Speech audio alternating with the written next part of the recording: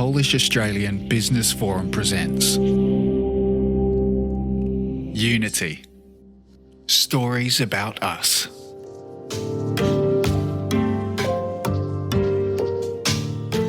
"2022 marks 50 years of diplomatic relations between Poland and Australia. I am Leonie Tillman, and I'll be interviewing 10 notable Australians of Polish heritage across business, science and the arts about their stories. We now invite you to celebrate our unity, stories about us.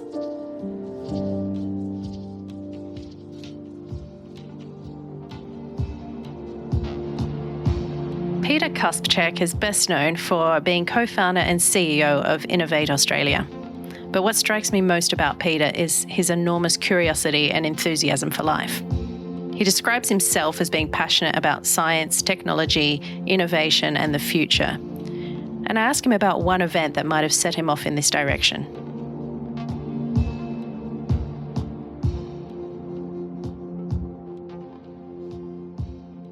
I had a few things that actually changed my life, but probably to be honest, the biggest one that get me looking into sort of this direction, into better future, would be when my daughter was born, my daughter Patricia.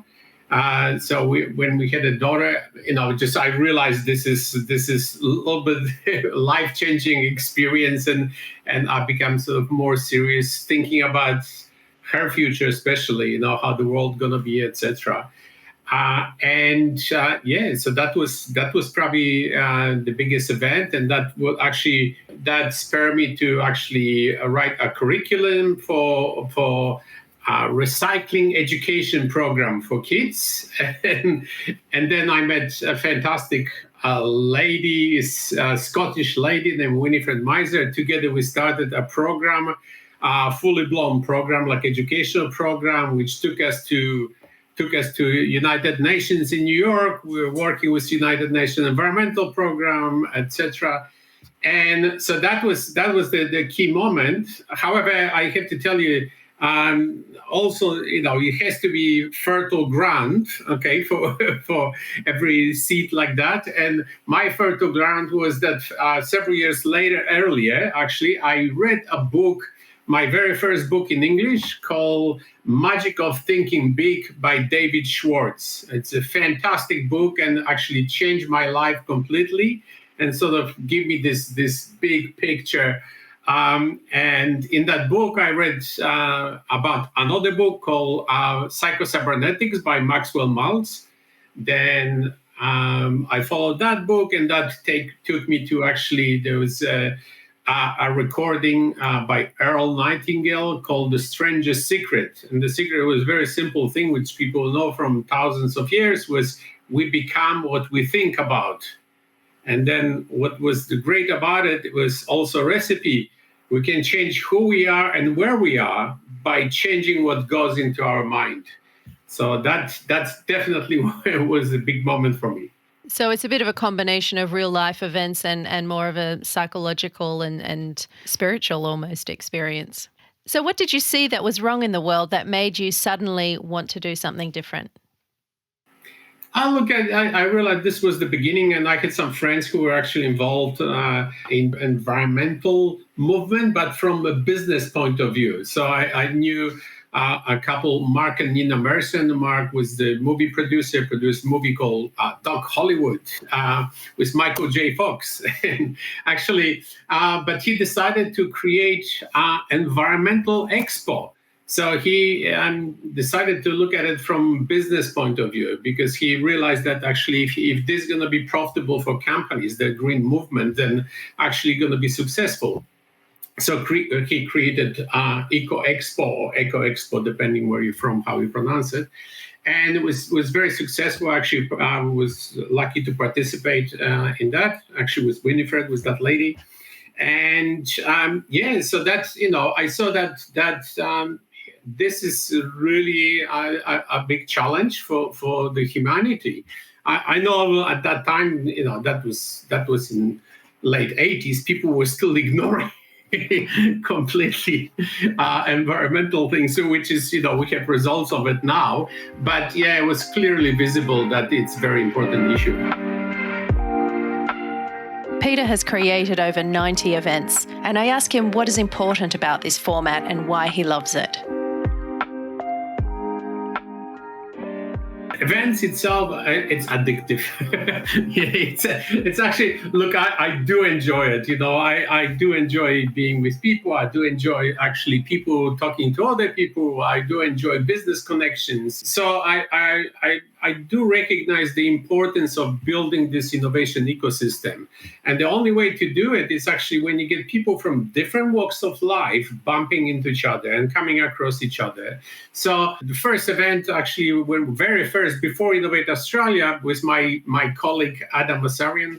And I was running business at that time, building electric vehicle charging stations with 3 fantastic Polish guys. So instead of running around town and asking people, trying to introduce ourselves, and so we thought, hey, we can organize a meeting and get everybody who is just to this meeting. So this way, 2 things happen. One, we don't have to waste time actually introducing ourselves. Second, people just assume that you know something when you already do it. So we actually organized first meeting, and I always tell people there is a serendipity. So at that time, there was actually a man visiting from Switzerland, from a company called ABB, which is Swedish company. And he was an expert in smart grids. So I found out about him. I said, hey, you're visiting Perth. Would you speak on our event? Oh, yeah, absolutely. And then we had another really good speaker. And as a result of this meeting, we find out, look, this is too early. This is not for us. We're not going to do business. But people loved it. They come to, oh man, this is fantastic. How good that was. There was nothing like that before. Okay, when is the next one? They're never supposed to be the next one. But since we already, it cost nothing to do it. And we had fun as well. So we thought, what the hell? Yeah, we do it in a couple months. And we did. So we just organized another and another. And we called it Smart Grid Innovation Network, which was predecessor to our now Energy Innovation Network. Yeah. Yeah, and speaking about energy, you're particularly focused on green energy, I understand. Absolutely, yeah. I'm also a supporter of nuclear energy as well. I know people panicking when they hear nuclear, but technology changed so much, and right now we get what is called 4th generation nuclear reactors. So basically, they're not necessarily based on uranium, some of them based on thorium, but small exaggeration, but you can almost fit one in your living room. So definitely there is a place for it, and as the science progresses, as Innovate Australia, we're actually an official partner to the World Nuclear Energy Day, which is on 2nd of December. So we're organizing actually an event on 2nd of December. And one of our speakers is going to be talking about fusion. So there's very interesting things coming online actually when it comes to alternative energy. But green, at the sense of, it might not be renewable, but definitely is green. So, doesn't emit CO2, etc. Is this a big part of what you do yourself, or is this part of Innovate Australia as well? Yeah, look, I like learning. I really enjoy learning. Okay, so I enjoy knowing. So although I have to admit, in most areas of life, I'm actually a dilettante. I know a little bit about a lot of things.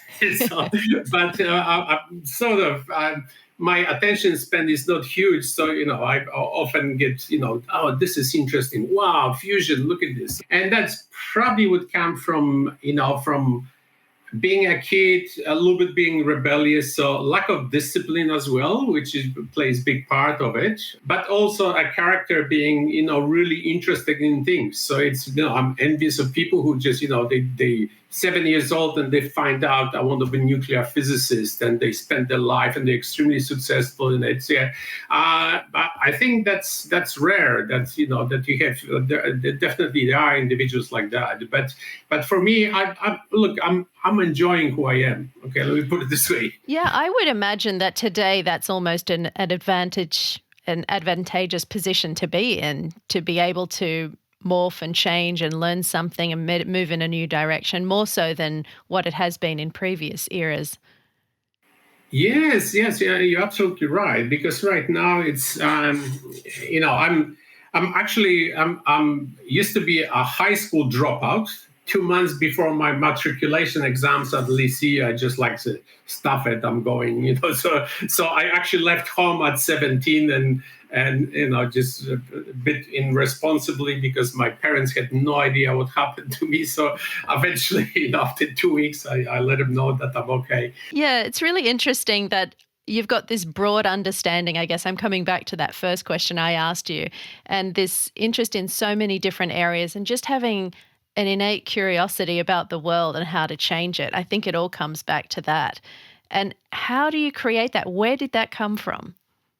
Yeah, I really enjoy it. I think a lot of it is actually thanks to travel through the world, just going, emigrating from Poland and ending in Australia. Then I lived for over a decade in the United States and, just traveling the world for 8 months, So I think that opens the horizons as well. In Poland, they say podróże kształcą, which means travel broadens mind, So and that's what's happened. So you start looking differently, and more you see and more you learn, then first of all, how little you know, and then you want to know more, So I think that's what it is. As the CEO and co-founder of Innovate Australia, Peter has achieved so much and brought people together across an enormously diverse range of industries such as space, biomimicry, gaming, mining, oil and gas, defence, aged care, disability. I ask him, what's next? The moment when I knew I was really happy when actually organization received funding, because that's usually wasn't huge, but was $100,000 from state government and $100,000 from federal government. So actually federal gave us money and the state volunteered to match it, which was fantastic. I purposely withdrew myself from the organization. Again, look, I know my limitations, and it's, I'm good at this, as you can tell, organizing. I like people organizing, doing stuff, coming up with ideas, putting things together, sort of analyzing the future trends, and that's me, okay? But I'm not a good administrator, okay? And at that point, I'm very comfortable about it. I when I was younger, I was suffering because, and now I'm going, what the hell? I'm just gonna focus on things, my strong points, not on try to change my weak points at this stage. So what we're trying to do with Hydrogen Society of Australia is actually to get social license for hydrogen, which means getting idea of hydrogen accepted, and going towards hydrogen-based economy. So that's what we're trying to do. With Innovate Australia, we're actually going through restructure right now. So we're trying to change a little bit, again, the structure of the organization, being more of an umbrella organization and more inclusive. We actually growing our board as well. Had a couple people, really interesting people coming or being candidates now for the board. So yeah, I'm hoping this, those two sort of cement those two organizations. So that's what the near agenda, And it's those two organizations where your 90% of your focus will lie. For now, but I'm sure that won't last. Look, Innovate Australia. I've been running it for close to 7 years, and the reason why that appeals to me, because like I told you, I like the organizing events, because I like that I have an idea sitting on my sofa in the living room, and then 2 months later, we have 100 people in the room. We got 6 experts on the panel. We got really interesting MC. We had our great supporter is Senator Linda Reynolds. Linda is fantastic woman. Just first woman to reach a rank of brigadier in Army Reserve, and a huge achiever, but such a genuine person. And So Linda, I actually went before she became a minister, because now she's minister. She was a minister for defense previously, but before she became minister, she had more time as a just senator. So she often MC our events. So that was really cool for us. So I think just to show the breadth of it, I also read that you were involved in a project called 1-800-HELP-ME, which is around mental health. So I think just for the breadth of everything, it just shows that you really are stretching very far. But maybe tell us a little bit about that project and how that came about.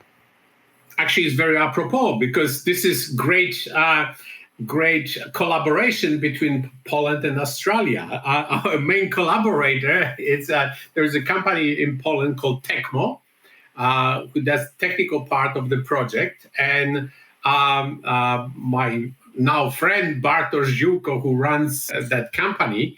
Every Thursday we actually have a chat, so we have a sort of meeting about 1-800-HELP-ME. Idea behind it is to create 1-800-HELP-ME is a phone number. So basically, it's a number what you will remember, when you dial. So, and the idea is to use artificial intelligence to create a central point for personal crisis and suicide prevention.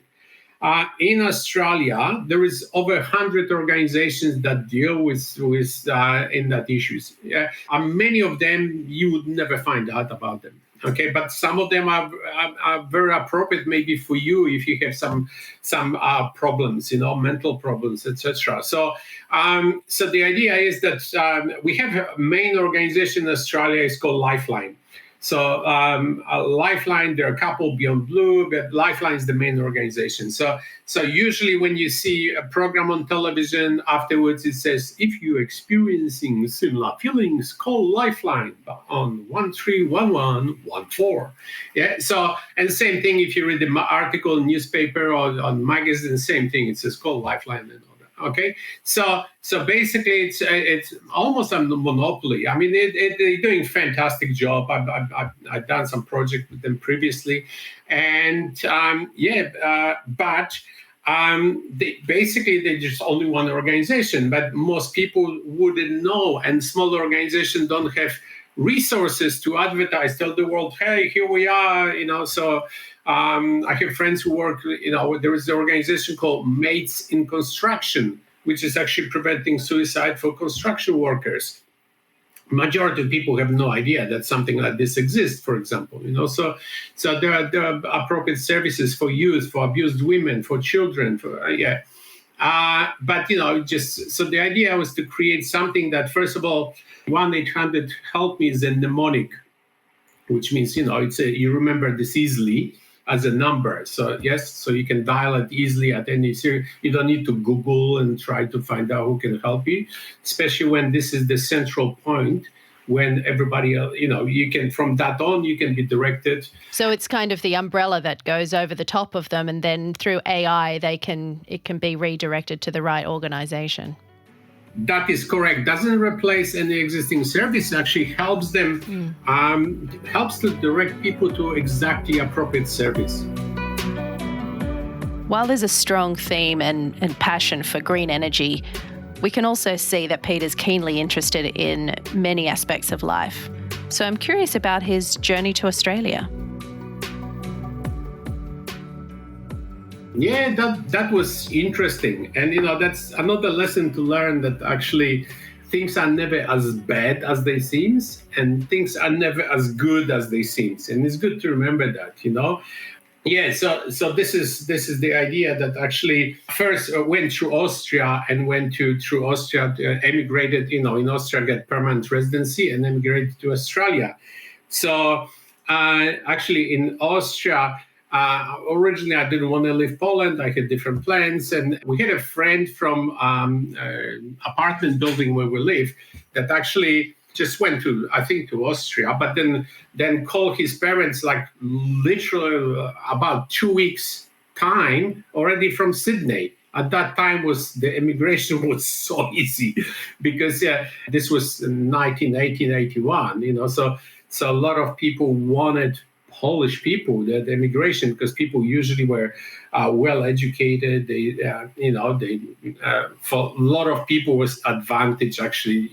So that's what's happened. So we had choice. Once you get to Vienna, you had a choice. You can go to United States. They almost try to to grab you. So you can go to United States. Some people went to South Africa. I was reading a book in Poland when I was a kid. It was about adventures of young boy Tomek. And one of the books was Tomek in the kangaroo country, so which was about Australia. So that always spurred my imagination as well about Australia. So eventually, when I decided to go, that friend who actually went to Sydney, he didn't know anything about immigration. What can you learn in 2 weeks? So just what you hear from someone. So he gave. Actually, at that time, my brother and his sister-in-law left first, and they wanted to talk me into it. I didn't want it. I didn't want to go. But then eventually I met with my brother in Bratislava. I brought in some supplies. That time was Czechoslovakia. So when I came to Australia, my experience in Austria was very critical. And the reason why, because my 6 months in Austria, which I spent, was the most horrible time. I mean, Austria is beautiful and people are beautiful, all this. But for me personally, no money. I never in my life experienced being hungry. I did first time on 2 occasions that literally had nothing to eat. That never happened to me previously. I had quite good life in Poland. So it was really horrible survival in that sense, So I was so delighted when I came to Australia. Eventually we got tickets and all this. And so when I came to Australia, it was a paradise because all of a sudden, we arrived in Perth, went to a migrants hostel here in Perth. And it was absolutely fantastic place. They give us money, which I didn't have any money previously. So you get benefits straight away. You get meals every day. You go to school. I mean, they were teaching us basic English as well. So that was absolutely fantastic for me. So I loved it. How can you draw this links between these beginnings and where you're at now? Do you, in a sense, it sounds like it might have been easy for you working in Australia? You can find something challenging and something really cool, about every job. Seriously, yeah. So it just, that makes you resilient. That that things, if it seems bad, it's not as bad as it seems. I'm starting to understand why you believe anything is possible and making a dent on the future will actually become a reality. I'm curious, though, about your family still, because you haven't spoken much about them, but has your family played a part in your drive and success? Okay, look, I think the one thing that my parents both, they had really good work ethics.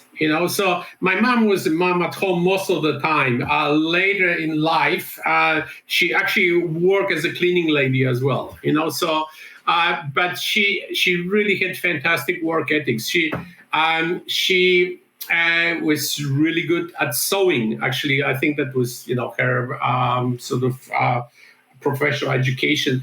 So she actually saw all our outfits and she liked doing it. She always come up with some designs which was great, but also we stick out like sore thumbs because she designed like uniforms. Every kid had the same uniform. No, she made it totally different with shining buttons, and so it looked totally different. And she just enjoyed doing it. It wasn't just to show off or something, but So my father, he was a very popular guy. People liked him. I mean, he was great at skiing. He was great at dancing. He danced in the troupe. He was great at sailing. I'm actually not really good at any of those things, So actually, I shouldn't say not really good. I'm not good at any of these things, So, but again, the one thing, he worked as a precision mechanic. He actually repaired typewriters and tabulators, which later was trained to actually do repair Xerox machines. He also, because in Poland, the money was short. So what he did, he actually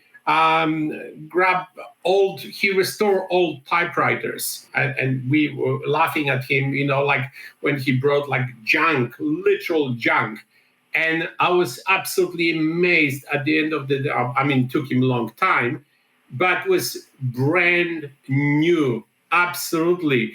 Together with all the little stickers, gold stickers, and like you see that on movies, the old black typewriters. It's like, it was fantastic. He was so talented in doing that, and that's why I like restoring things more than new things. So I really enjoy that, and this is far more satisfying than just go and build a new house or something. Yeah, I'm starting to get a picture now. There's a lot of innovation in all of that and a lot of vision in all of that. So it does make sense where you've come from. I guess the other thing I'm interested in about is your opinion on Polish values and Australian values. Poland had a really very colorful past, also from ups and downs. Poland, Lithuania, Commonwealth was the largest state in Europe. Poland had a very powerful army at that time, which was led by Polish wing hussars. So they were incredible. They were feared all over Europe. So basically, there were Polish cavalry. There were noblemen, soldiers, and actually part of the equipment were long wings. So they had vertical wings that actually bent at the end with feathers. And the idea was, first of all, several things. One, they make a tremendous noise. Okay, so if you can imagine, 500 riders, heavy riders, and heavy horses in the full armor and just riding, and the enemy, the opposite, standing opposite, they soul sank to the ground, so seeing this, because it was incredible noise. So that's one, and they had extremely long lances or pikes, so they were deadly, absolutely. So just seeing them, just was horrible experience, so that was for a couple of centuries. Actually, they were still then, and actually they were crucial in actually saving Vienna from Ottoman Empire. So from Poland being that, okay, then 3.5 centuries later, Poland disappeared from the map. After we had uprisings in Poland, because we had 3 funny neighbors. We had Russia, Prussia, and Austria-Hungary, and slowly they were swallowing Poland. So after every uprising, they took more and more. And after the third uprising, which was actually led by Tadeusz Kościuszko, hence Góra Kościuszki, Mount Kosciuszko, what the people say in Australia. Yeah. Actually, because Polish explorer Paweł Strzelecki, who actually discovered and claimed it, he actually named it after Kościuszko. So after that, a year later, Poland disappeared from the map until end of World War II, which was in 1918, when Poland was sort of reborn and on the map again. 20 years later, the World War II, Germany came to Poland. In the first months in September, 1st of September, they started War 39. And first month they killed, depending about a couple 100,000 people. It's amazing, So, and then, during the whole war, about 5 million people died, and a lot of them Jewish population, about just from Poland about 3 million, so huge numbers, and so and then you think you like, oh, okay, we're gonna be free, end of the war, and then you fall on the Soviet communists, so and a lot of people who were really patriots actually get arrested, and then some of them try to be in opposition, so. Because what's happened is actually makes you resilient. So you when you ask about values, adaptability. You have to adapt to every circumstance. So, but thanks to that, we had great poets. We had, just people. We had Maria Skłodowska. It's a Polish lady who was, just fantastic scientist, beating everybody. Nobody matched her so far. She was a not only woman but person who actually gets 2 Nobel Prizes. And so I think that when it comes to values, that's what it is. It's adaptability, resilience, but also positive thinking. You have to be sort of have a hope and look positively in the future. So I think those 3 very important. And how do you relate that to Australia? Is there anything in common that you can observe there? I think, first of all, what struck me, like I said, just Australia, I like it. It's sort of easygoing, So, but what that translates to, not just being like, yeah, whatever, but, it's positive thinking. I mean, the Australian idiom sort of is should be right, so which means things gonna work out. Don't worry, yeah, don't worry, be happy, which is really good. But also, what's different in Australia, which it really is, people say, oh, yeah, rich people, but it really is egalitarian society. I know people. Look, obviously there are people who are wealthy, people who are, in power position, but in general, it's really. It's quite even, and also Australians are very tolerant as well. When I listen to Peter, I hear an environmentalist, innovator, leader, board member, scientist, businessman, advocate, networker, but I wonder how he sees himself. Mostly, I'm curious about life, I like to know things, like I mentioned earlier. I like to learn because I like to know stuff. I'm interested in life, and that's why science interests me, so my view on life, which not everybody might share, but, I really like that science can explain pretty much everything, Don't take anybody's word for it. That's the essence, so you actually you have to, dig deeper and just understand, and even understanding, especially for young people, understanding our behavior, why we behave like this, because, we got hormones, because we got endorphins, because, just everything, so a lot of stuff can be, it's not supernatural. We can explain stuff, but it's important for me to understand this. And I think it'd be great for younger generation to, just understand. And there is such a thing as Occam's razor. Occam's razor, it's basically the idea that the simplest explanation usually is the right one. So there was a monk, I think 14th century, William of Ockham, and he is the one who actually come up with this idea. And, so that's why, people believe in conspiracy theories and all this. And usually if you start digging, the simplest explanation is the right one, So it is. I like that. It's fascinating. That's why I like science. I like, from astronomy to chemistry. So just as a concluding point then, if you mentioned your daughter early on in the interview and that being a big moment of change in your life, but if you looked back over your career, and what would be the highlight? Actually, I have to admit, okay, I show you my highlight.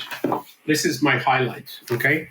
There is a book that was published this year, okay? It's called Australia's Nobel Laureates, State of Our Innovation Nation, 2021 and Beyond.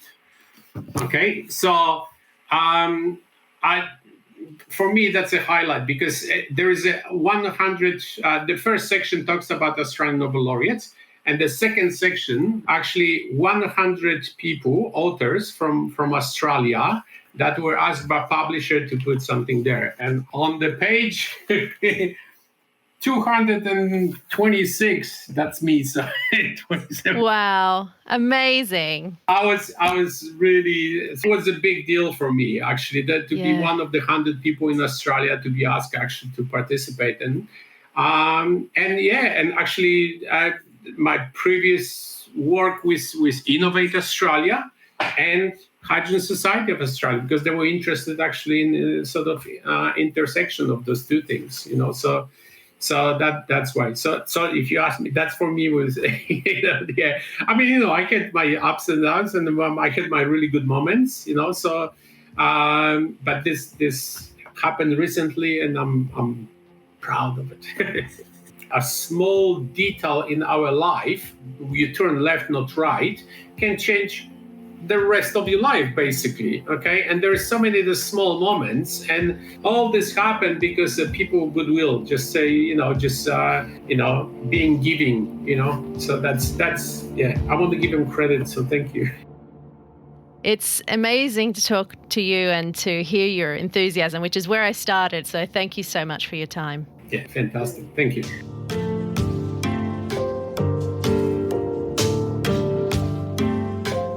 For more information on this project, go to pabf.com.au. This podcast was brought to you by the Polish Embassy in Australia, Polish Investment and Trade Agency, Polaron, the Freedom and Democracy Foundation, English for Business, and SBS Radio. This was put together by March Made Collective.